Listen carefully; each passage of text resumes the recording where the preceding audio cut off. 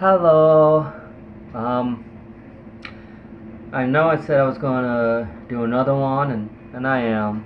So, this one I happen to find on the internet. I'm gonna do different things instead of just My Little Pony, Question Girls, all that. I'm gonna find some really dirty ones, like this one. It's. If you know what lemons are, not the fruit, but it's another word for sex. So, we're we're gonna go ahead and go down this one. So this I don't know. It's gonna be really weird because this is like outside of it. This one is based off to Loveru, the series to Loveru and Darkness and whichever sequels, seasons, 4 seasons, and double check with that. It's pretty good. It's a harem, obviously, and it's also very sexual. And, the writers had something to do with that. So, this one I am gonna read. It's only got like 4 chapters. So it's not long. It feels like more like a one-shot, but this one is based off of Rito and Mikon. They're supposedly brother and sister, but she probably has thoughts of things. So, that's gonna be.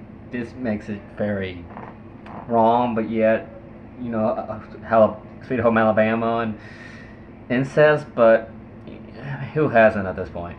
So, this one is called Taboo by Repiece. So, let's get to it.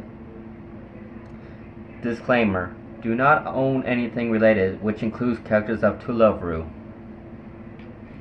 Rated M for lemons. You have been warned, which I have warned you at the very beginning. Right. Chapter 1: Realization. I don't know why, but lately I have been thinking about Rito. I don't know why it's always in my mind, but I can't go a day without thinking about him. Not only that, but just the plain sight of him causes my heart to beat faster than it normally does. Even when I see him or hang around with Lala and that Sarenji girl he likes, I always seem to get a little angry, even though I don't show it. I don't know why I'm feeling this way about Rito, but I know I shouldn't be. We are brother and sister, and I only loved him like a younger sister would. But do I love him more than that? Mikan let out a sigh. She took out the wet laundry from the washing machine and put them all inside the basket in front of her. When she finished, she put her hands on both sides of the basket and lifted it as she stood up and walked over to the dryer. She walked out the bathroom and headed to the kitchen with the basket full of wet clothing and placed the basket on the table before walking the glass door that led to the front yard. She then re-entered the kitchen and picked up the basket again and walked outside, ready to hang the wet clothing on the clothing liner. She reached down and picked up the first piece of clothing from the basket, and eyes widened slightly when she picked up one of Rito's clothing, and thoughts of her brother began flooding her mind again. She frowned when she remembered that Rito went with Lala and the others into town to pick up some things, and for some reason wanted them to hurry up so she could see Rito again. Mika didn't know why she began having these feelings of seeing Rito's face all the time. Maybe it all began when Lala and the others who lived with him now showed up. But even back then the feelings weren't as strong as they were now. Letting out another sigh, she shook her head and then put on a serious face, trying to forget about Rito, began hanging the wet clothes so that they would dry under the hot sun. By the time she finished, Rachel and the others still hadn't come back, and she frowned again. Why? She asked herself as she closed her eyes and placed a hand to her chest to set her fast-beating heart at the image of Rito in her head. She could even feel her cheeks heat up at the sound of his voice in her head. Why am I thinking about Rito like this? She opened her eyes slightly as she looked down at the ground, hoping it would find an answer for her. She then shook her head vigorously, trying to get the image of Rito out of her head. She clutched her chest again as his image was almost impossible for her to remove from her head. She frowned before she laid aside to calm herself down, and bent forward to pick up the now empty basket and headed back inside, sliding the glass door closed. She placed the basket by the kitchen door and headed upstairs. Thoughts of Rito continuing to flood in her head. For some reason, she learned that whenever she saw Rito's face, or if she knew he was nearby, the images would always go away. Once she was upstairs, she headed straight for her room, until she stopped right in front of her door. hands in the handle before she decided to take a nice, quick, warm shower. Nodding at the idea, she entered her room, picked out some clothing, new underwear and new bra to wear, and headed back down to the bathroom. She opened the door to the bathroom with her new clothing in hand and entered the bathroom, closing and locking the door behind her. She sighed and began to take off her clothing until she was bare and naked, and tossed her dirty clothing into the clothing bin, placed her new clothing by the entrance to the shower. She slid open the door and entered the shower, slamming the door closed behind her. She first walked to the shower nozzle and turned the tap so that she got a nice and comfortable temperature as the water came out from the nozzle.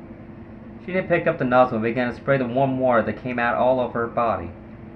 She also used her hand to spread the water across her body and in the places where it was hard to reach with the nozzle. However, no matter how much the water seemed to soothe her, Rito was still on her mind. She tried to figure out why, but the harder she tried, the harder it was to get rid of him from her thoughts. Her eyes widened when she felt a somewhat sticky liquid coming from her most sensitive part of her body. She knew that it wasn't the water coming from the nozzle, because the water wasn't sticky at all. Curious, she raised her fingers to get a closer look at the substance and rubbed her fingers against it. She figured out that the substance must have been her vaginal secretion, since she just learned about it from a book that one of her friends was looking at in school. But she didn't get to the part where I told her where it comes from before the book was confiscated by her sensei. She lowered her fingers back to her vagina and for some reason began caressing the pink folds as a sudden sensation of pleasure was emanating through her body. She didn't know exactly what she was doing, but she probably had a good guess that this was masturbation that she was performing. Wanting to feel more of this new pleasure she was feeling, she inserted one of her fingers into her vagina, and she couldn't help but emit a moan from her mouth. The pleasure feeling intensified when she inserted her finger, and she wanted to feel the same joy of pleasure again. Began to remove her finger, and then insert the finger again, as the joy of pleasure happened again. Every time she inserted her finger into her pussy, it caused moans to escape from her mouth. Wanting to feel more pleasure, she inserted another finger, causing a lateral moan to escape from her lips. Her knees suddenly felt like jelly. She dropped to the floor and continued to insert both her fingers, as she dropped the shower nozzle on the floor and concentrated on what she was doing. Taking her free hand, she began to caress the left breast as it caused the pleasure to increase again. "Rito," she gasped when she said his name without a thought in the world. She didn't know why she said his name, but for some reason she just kept on repeating his name over and over again in between her moans. She could feel her fingers now covered with her vaginal secretion as she continued to thrust the fingers inside her pussy and caress her breasts with the other hand. Suddenly she felt a sudden sensation building up in her stomach, which caused her to quicken her thrust and quicken the pace she needed her breast. She began to repeat Rito's name much faster as she needed to build up the new sensation as fast as she could. "Rito!" She yelled his name as she reached her climax, causing her vaginal secretion to squirt all over the bathroom floor as she looked up to the ceiling with her mouth gaped open. She began to twitch as her first ever orgasm slowly ended, causing her to pant for air as she removed her fingers from her vagina and removed her hand from her breast. She couldn't even find the words to think about what she just experienced. What was more surprising was that when Rita's face came to her head and she moaned out his name, the pleasure she was feeling was much better than when she wasn't thinking about him. Not only that, but it also quickened how fast she got to her climax. Mikan closed her eyes as her cheeks were now flushed deep red as she finally realized what these feelings were for Rito. "I finally get it now. The reason why I'm thinking about Rito so much is because I love him. Not like sister love, but more like how much two lovers loved each other. But we're brother and sister. I probably could never show how much I love him because of that." I could feel tears falling down my cheeks at that realization. The only thing I could do at the moment was cry, because we were related. Rito might not feel the same way. Not only that, but love like this was taboo. Why? Why do I feel this way? Well, why does that have to be taboo? To be continued. Well, yeah. So that was the first chapter. And yeah, so that's that. Look forward to more, or don't, I don't know. If you're too pure, too innocent, nobody's too pure anymore. So just, if you get a hard on, it's not my fault. I'm just the one reading this. You dirty bastards.